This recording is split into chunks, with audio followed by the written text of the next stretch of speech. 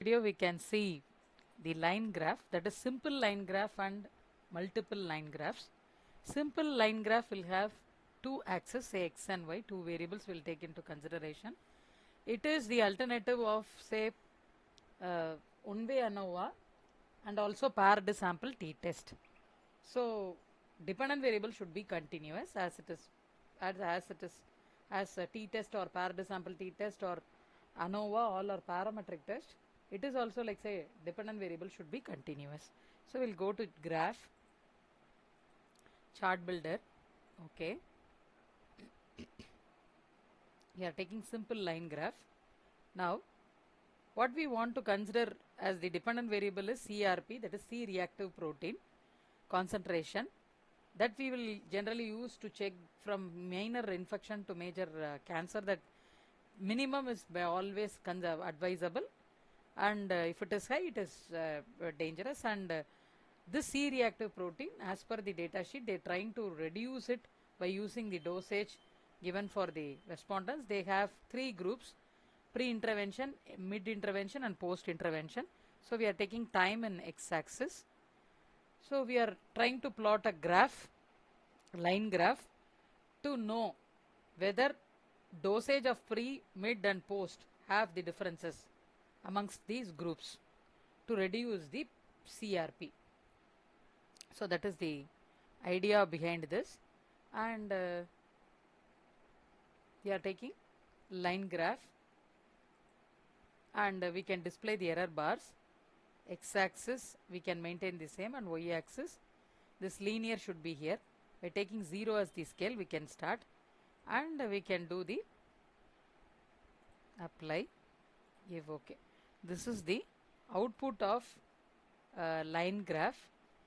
Say we can able to understand from this is this particular error bars are clearly mentioning about that the caps are lengthy. First, for pre-intervention and mid-intervention, caps are lengthy.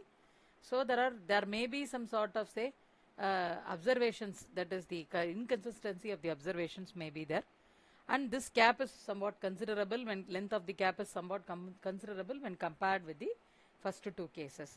So when you compare the mean, the pre-intervention and mid-intervention seems to be their means are not mapping, and also mid with the post it is not mapping. So there are considerable differences amongst the group of pre-intervention, mid-intervention, post-intervention with respect to the dosage given to reduce the C-reactive protein concentration. So this is the interpretation with respect to line graph. So here one-way ANOVA we can consider by taking this CRP concentration as one variable and grouping factors as this pre, mid and post. When you take in paired sample t-test, pre-intervention as one, post-intervention as the next, or pre and mid as one, post as next.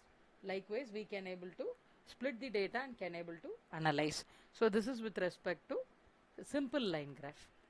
When you move to the